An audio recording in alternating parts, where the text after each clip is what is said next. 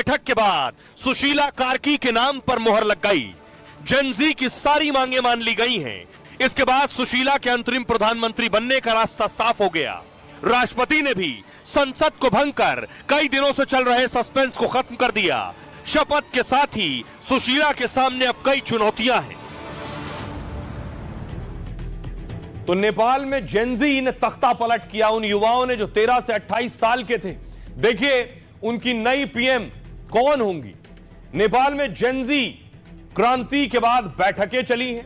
PM ओली के इस्तीफे के बाद अंतरिम पीएम पर चर्चा हुई। 48 घंटे बीत जाने के बाद भी सहमति नहीं बन पा रही थी। कल देर रात तक बैठकों का दौर चला है, लेकिन किसी नाम पर सहमति नहीं बन सकी। कभी सुशीला कार्की का नाम रेस में आगे हो जाता था, फिर दूसरे गुट समर्थक और उनके नेता अड़ जा रहे थे, नहीं इनका नाम ठीक नहीं है। राष्ट्रपति भवन के बाहर घीसिंग समर्थकों ने नारेबाजी की, जो दूसरा गुट है। मौजूदा संसद को भंग करने और न करने पर चर्चा हो रही थी कि संसद भंग हो या ना हो।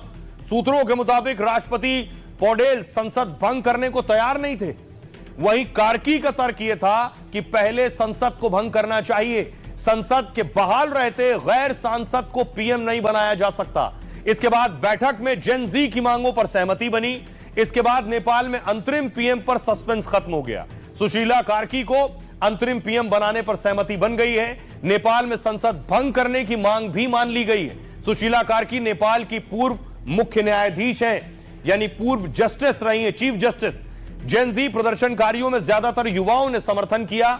7 जून 1952 को नेपाल के विराटनगर में इनका जन्म हुआ। सुशीला कार्की का भारत से बहुत खास नाता है। काशी हिंदू विश्वविद्यालय, जिसे आप बीएचयू के नाम से जानते हैं, बनारस हिंदू यूनिवर्सिटी, वहां की पढ़ी है। 1975 में राजनीति शास्त्र से एमए की डिग्री हासिल की थी। और सुशीला कार्की का विवाह दुर्गा प्रसाद सुवेदी से हुआ है। बीएचयू में ही पढ़ाई के दौरान दोनों की मुलाकात हुई थी। अब आपको दिखाऊं कि सुशीला कार्की पीएम मोदी की भी फैन है। पिछले दिनों एक इंटरव्यू में मोदी की तारीफ की, लेकिन उससे पहले ये तस्वीरें जो मैं आपको दिखा रहा हूं, सुशीला कार्की अंतरिम पीएम तो बनेंगी, लेकिन आखिर रहेंगी कहां? क्यों? क्योंकि पीएम आवास तो जलकर खाक हो चुका है, मंत्रियों के दफ्तर जलकर खाक हो चुके हैं, तो नई बिल्डिंग है।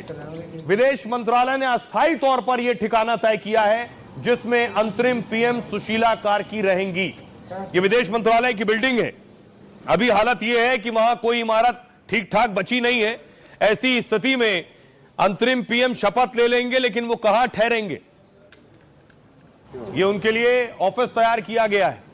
आइए आपको सुनवाऊं नेपाल के लोग क्या कह रहे हैं जब उन्हें पता चला कि उनकी नई अंतरिम पीएम सुशीला जी होंगी।